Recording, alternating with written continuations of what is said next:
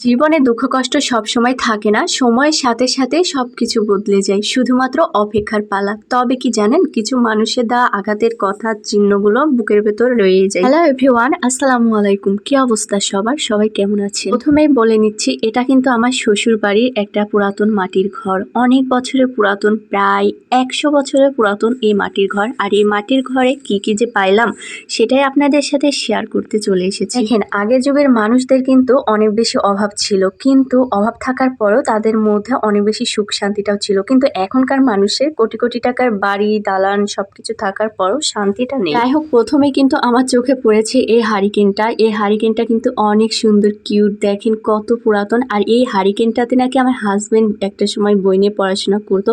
আর এই মাটির ঘরে কিন্তু আমার হাজবেন্ড থাকতো। এই ঘরটা বহু বছরের পুরাতন হওয়ায় এই ঘরে কিন্তু অনেক স্মৃতি লুকিয়ে আছে। এই ঘরটা আমার শ্বশুর আব্বু বেঁচে থাকাকালীন, আর সেই জন্য আমি এই ঘরে কখনো কোনো জিনিসে হাত দিই না। আজকে শাশুড়ি মা থেকে পারমিশন নিয়ে এই ঘরে সবকিছু বের করে দেখবো যে ঘরের মধ্যে কি কি আছে আর কি কি পাইলাম। ঘরে চোখের নিচে পাইলাম একটা মাটির বড় একটা হাড়া, যেটাকে আমি কলসি বলে ফেলেছিলাম। তো পরে শাশুড়ি মা বললো যে এটা নাকি মাটির হাড়া, আর এই মাটির হাড়ায় নাকি তারা পানি রাখতো। তারপরে একটা কাঠের তৈরি বাক্স পাইলাম, আর এই বাক্সের মধ্যে এই জিনিসটা দেখে তো আমি অবাক হয়েছি। মানে অনেক বছর পুরাতন একটা জং ধরা তালা, আর তালাটা কিছুতে চাবি দিয়ে খোলা গেল না। একটা সুন্দর জিনিস পেয়েছি, যেটা হলো জাতি। আমরা অনেকে চিনি, আবার অনেকে চিনিও না। মানে গ্রামে যারা থাকেন তারা কিন্তু অবশ্যই চিনবেন, এটা দিয়ে গরুর ঘাস কাটা হয়। তারপরে এই যে কাঠের জানালা ছিল, জানালাগুলো কিন্তু ভেঙে গিয়েছে, কিন্তু জানালার এই পাল্লাগুলো রেখে দিয়েছে আমার শাশুড়ি মা। এগুলো নিয়ে কি করা যায় সেটাই আমি ভাবছিলাম যে কিছু বানানো যায় কিনা। আর মোটামুটি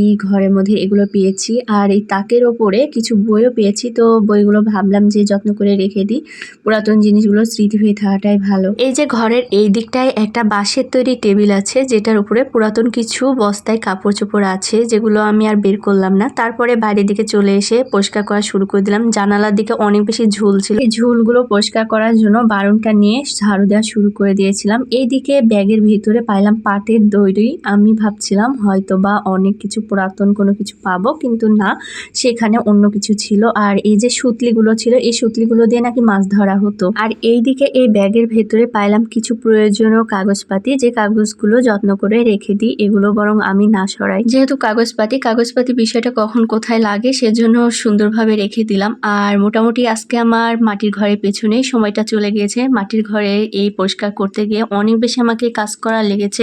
আর এগুলো হচ্ছে যে গরুর গোবর দিয়ে তৈরি নুনদা, যেগুলো জ্বালানি করা হয়। তাই আমি পাতার ঘরে রেখে দিচ্ছিলাম, এক এক করে সবগুলোই সরিয়ে ফেলেছি। তবে এই কাজ করতে কিন্তু আমার একদম মোটেও খারাপ লাগে না, বরং ভালোই লাগে। আর যেহেতু আপনারা আমার কাজের ভিডিওগুলো অনেক বেশি পছন্দ করেন, সেজন্য আমি কাজের ভিডিওগুলো আপনাদের সাথে অনেক বেশি শেয়ার করার চেষ্টাও করি। আর এদিকে মাটির হাড়াটা দেখেন, একদম পানি দিয়ে চাকচিক্য করে পরিষ্কার করে নিয়েছি। কত সুন্দর লাগছে তাই না? এবার দেখতে মানুষগুলো কিন্তু চলে গেছে, কিন্তু তাদের দেওয়া চিঠিগুলো রয়ে গেছে। তাই আমি ভাবলাম একটু যত্ন করে আমি এখানটাতে সাজিয়ে রাখি। আচ্ছা, আমি এই জিনিসটা সাজিয়ে রাখছি, দেখা যাবে যে অন্য একদিন অন্য আরেকজনও এই জিনিসটাই সাজিয়ে রাখবে। যাই হোক, আজকের মতো ভিডিও থেকে বিদায় নিতেছি। দেখা হচ্ছে অন্য এক ভিডিওতে। আল্লাহ হাফিজ।